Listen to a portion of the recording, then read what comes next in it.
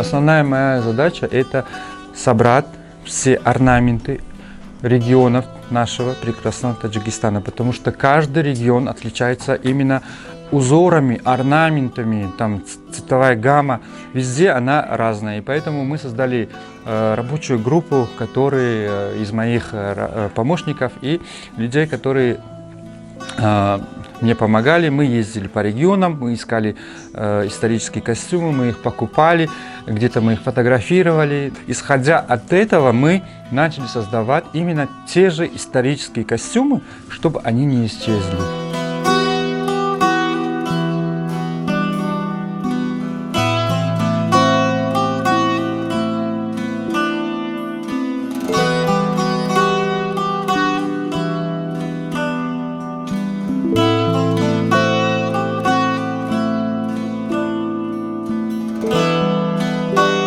С 2015 года уже начал выезжать на эти недели моды, и как бы я